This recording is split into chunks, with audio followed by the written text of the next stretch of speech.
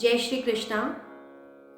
किसी भक्त का प्रश्न आया है कि भक्ति रूपी वृक्ष का फल कब प्राप्त होगा और कैसे प्राप्त होगा। आइए इसे एक उदाहरण द्वारा समझते हैं। जब आप आम का वृक्ष लगाने का सोचते हैं, इसके लिए सर्वप्रथम माली बीज बोता है।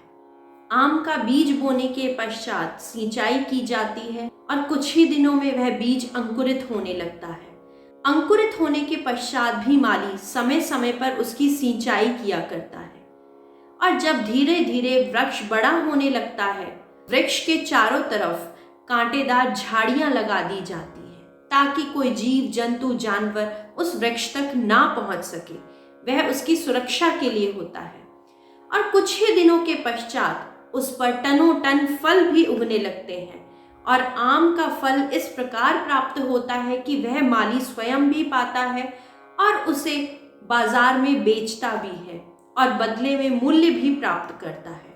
उसी प्रकार भक्ति भी है।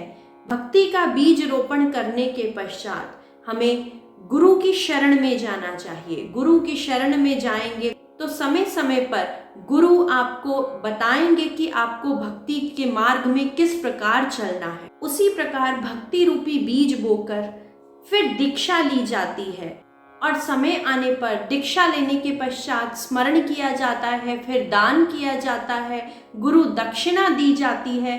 यही भक्ति को ऊंचाइयों तक लेकर जाती है, अर्थात गुरु की शरण में जाने की आवश्यकता होती है। जिस भी गुरु से आप दीक्षा लेंगे वे गुरु आपको प्रभु के साथ जोड़ने का कार्य करेंगे और एक दिन ऐसा आएगा कि उस भक्ति का आशीर्वाद स्वरूप फल प्राप्त होगा। वह फल आपको गुरु द्वारा और उससे भी अधिक ईश्वर द्वारा प्राप्त होगा।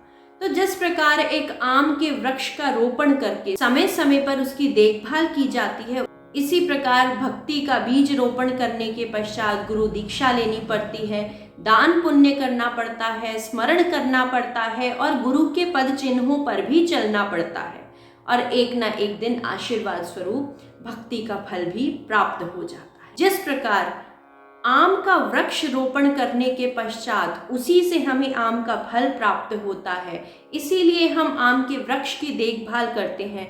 उसी प्रकार ईश्वर का आशीर्वाद पाने के लिए भक्ति की आवश्यकता है।